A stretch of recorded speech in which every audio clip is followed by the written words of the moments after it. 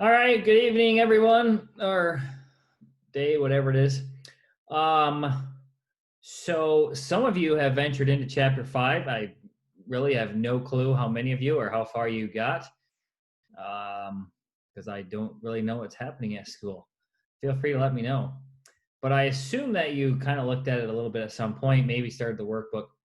Anyways, I want to go over, well, we'll see how far we get, but I want to jump into chapter 5 myself and get you kind of going a little bit. So um, it's about the market clearing price, and I do have this to try to assist us in this endeavor. So uh, this is kind of the definition of the market clearing price. Basically, this chapter is kind of taking the supply and demand and putting them together. So intersection of supply and demand curves, price at which product clears the market, blah, blah. So notice this is not saying when supply equals demand, right? In order for supply to equal demand, remember supply is all the amount producers are willing to supply at different prices. And the demand is all the amounts that consumers would purchase at different prices, right? So you have all these different things. In order for supply to equal demand, if you graphed it kind of like this, they'd have to be the same line. Well, and that would make no sense. The price effect wouldn't be true, and so it sounds like a true false question. This is not where supply equals demand.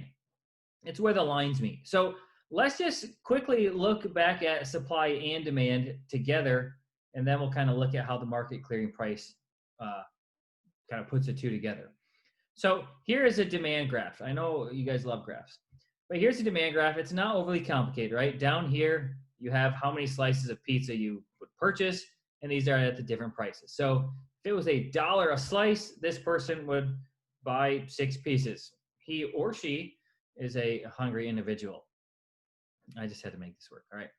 Anyways, as you get more expensive, right, as the price goes up at $3, they're still buying 4 because they're still hungry. $6, right? The price is $6, they're only buying 1. And of course, once it gets to 7, they're out. They're not buying any. It's too expensive. Okay. So you've seen these demand graphs before. I think you even had to make one on the quiz or something, if I recall. So here's a supply graph, same situation. Where's my mouse? There it is. Down here, you have your number of slices. So this is how much the Little Caesars or the student council or whatever, this is how many they're willing to sell, to produce and sell at all these different prices. So, if it's the price is $1, they're only going to make 2 slices because they're not going to make a ton of money. But as this price goes up, they're willing to make more and more slices. If it's there's people out there buying slices at $7 a slice, they're going to make a ton of them, right? Because they're going to be making lots of money. So again, this should make sense. This should be kind of review from the supply chapter. The more expensive you're selling things at, the more willing you are to make more of those. Why? Because you're going to make more money. Okay. So market clearing price comes when you put these things together. So here is the demand graph, right? Here's in the orange, yellow, whatever you want to call it, is the supply graph. Where these things two meet, which happens to be right at this point here, this is the market clearing price. If the mouse keeps disappearing, if the pizza store, if the company or whatever, the producers make 4 slices and sell them for 3, they will sell all their pizza at $3. Right? This is where the consumer is willing to spend it that much, and the producer is willing to sell it for that much. So here's kind of the key line. The amount the buyers want to buy is the exact amount the sellers want to sell. This is a specific number, right? Supply, a bunch of different numbers. Demand, a bunch of different numbers. Market clearing price is one price where everything that they make will be sold. Okay? And for this example, it would be the price, market clearing price would be $3 a slice, and they'd sell 4 of them. Okay, this is the point where I'd ask for questions, but I can't do that. Just look at where the lines meet. This sounds like an essay question, so maybe make sure you're all set on this. So a couple questions here. Does this price, so again, in this example, does this price leave everyone satisfied? Is everyone happy? Um, Not necessarily, right? Not necessarily. For one thing, consumers always want to buy things cheaper, right? So they might pay this price, they might not be happy. And similarly, the sellers, they want to sell it for a higher price, right? So they might be, they might do it at this price, but they might not be happy. Okay. So this works, right? The market clearing price works.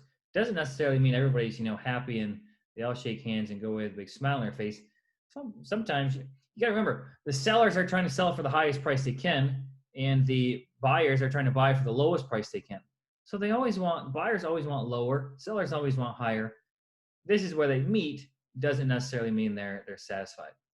Think of like an auction, right? Cattle auction or a horse auction or something, right? The auctioneer is trying to get the biggest, highest price, and the buyer out in the crowd is trying to get the lowest price. Where they meet, that would be the market clearing price. What's the other question here? Do markets always operate at the market clearing price? They don't. I mean, they're always going to be close to the market clearing price in general. I mean, there's things, if supply changes or demand changes, obviously your market clearing price is going to change as well. But in general, the market's going to be pretty close to the market clearing price. But like I said before, buyers are going to try to get away with raising prices. Buyers are going to try to get away with cheaper prices, right? Trying to get a sale, something like that. Sellers, on the other hand, are going to try to get away with higher prices. And sometimes, they'll win. Like sometimes they'll get somebody to pay a little higher price. So it's not always going to be, exactly at this amount. Think of gasoline prices around town, right? They're usually around the same price, but you're going to have a couple stations higher, a couple stations lower. Why is that? Well, maybe one's got better gas or more loyal customers or something like that. But typically, they're all around the same price. If one jacks their price, boom, they all do. And that becomes a market clearing price as long as people are willing to pay that. All right. Now, sometimes you have it where the supply is greater than the demand, and we'd call that a surplus. There's a little keyword for you. So if you look at this graph, I don't know, supply and demand for chocolate bars. So here's your market clearing price right in the middle, right? $1.20 would clear out the market. However, in this case, the suppliers made 500 bars, I guess, and the consumers at this price will only buy 100. So there's a massive surplus. In fact, you can be specific and say, in this example, the surplus is 400 candy bars.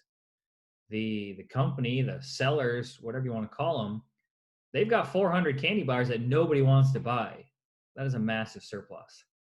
Okay.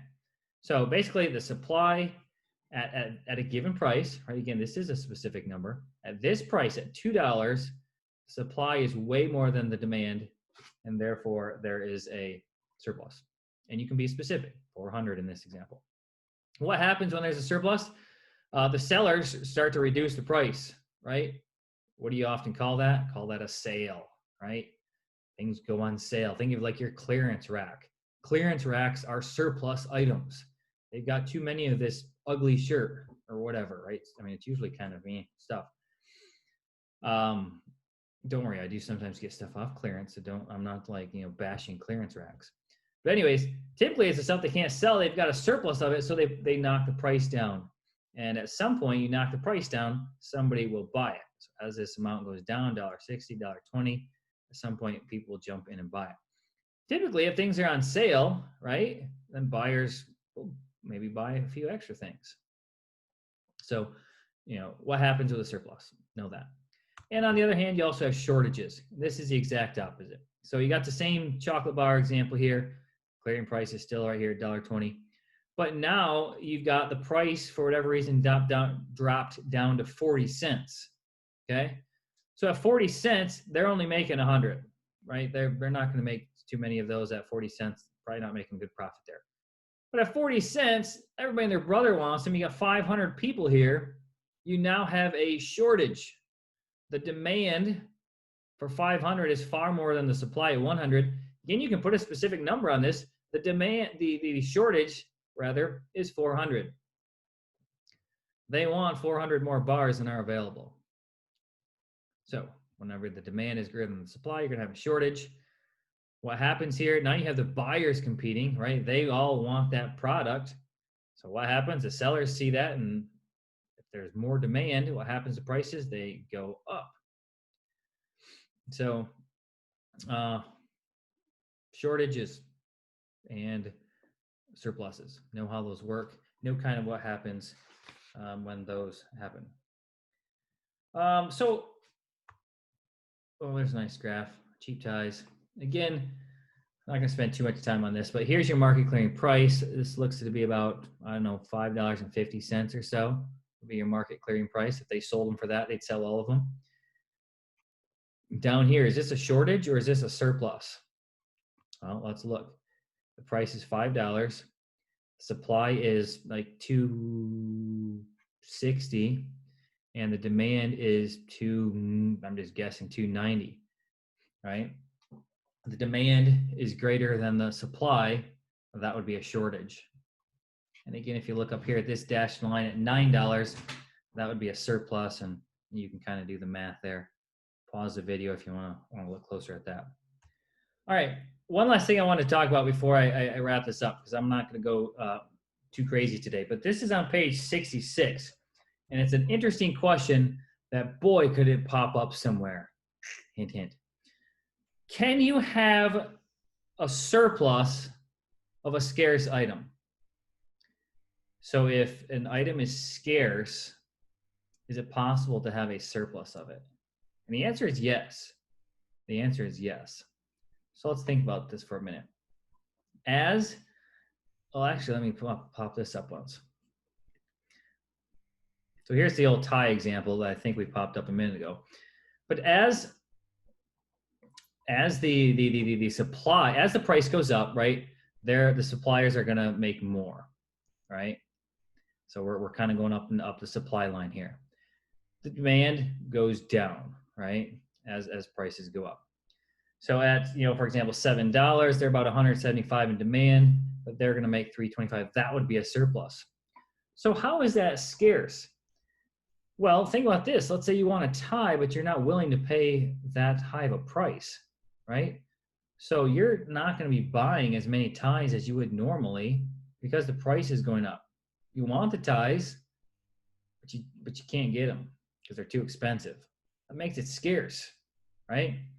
At the same time, we just said, at that $7 price, there's a surplus because they have made more than the demand is. So you can have an item be scarce and have a surplus. And the key here is kind of, the difference between like a want and a demand. Remember, demand, you have to be willing, able to buy it. The want, you just have to, you want the thing and you can't have it for whatever reason. In that case, the price is too high, you might not be able to buy it. So there is a difference between, wants and demand. But this kind of goes back to our talking about scarcity. So can you have a surplus of a scarce item? You can. Again, page 66 if you need more details, but that's kind of long and short. Basically, you're not willing to pay the price. You still want the thing. And as a result, because of the high price, there's a surplus of it. You still want it, but can't buy it because it's too expensive. All right, I will stop there. Go from there, I guess.